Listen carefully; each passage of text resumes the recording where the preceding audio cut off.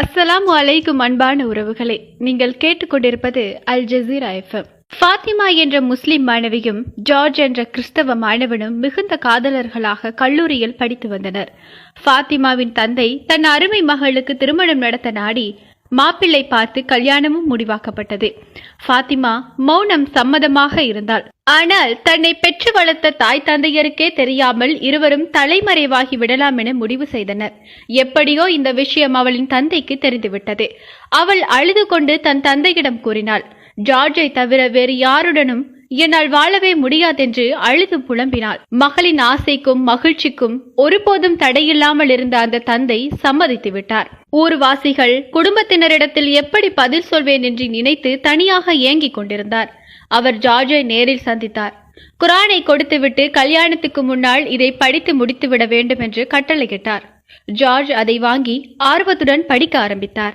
இவ்வளவு நாளாக பைபிள் படித்த அவனுக்கு குரான் ரொம்ப பிடித்தது. இயேசுவையும் மரியத்தையும் கூறுவதனால் அதிக அக்கறையுடன் படித்தான். மாதங்கள் கடந்து சென்றது. அவன் ஹிஃபாவின் வாப்பாவிடத்தில் போனில் பேசுகிறான். அஸ்ஸலாமு அலைக்கும், நான் ஜார்ஜ் என்கின்ற முகமது ஃபாசில் பேசுகிறேன் என்றான். ஃபாத்திமாவின் வாப்பாவிற்கு மகிழ்ச்சி தாங்க முடியல. மட்டற்ற மகிழ்ச்சி, சந்தோஷத்தினால் துள்ளி குதித்தார். ஆனால் தங்களின் மகள் எனக்கு தேவையில்லை. அவளை என்னால் ஒருபோதும் மனைவியாக்க முடியாது. ஃபாத்திமாவின் தந்தை ஆச்சரியத்துடனும் அதிர்ச்சியுடனும் ஏன் என்று கேட்டார். ஜார்ஜ் சொன்னான், இவ்வளவு நாளாக அவளை வளர்த்து ஆளாக்கிய அவளின் தாய் தந்தையை விட்டு அதைவிட மகிமை மிக்க இந்த இஸ்லாத்தை தூக்கி எறிந்துவிட்டு என்னுடன் வந்த அவளை எப்படி நம்புவது?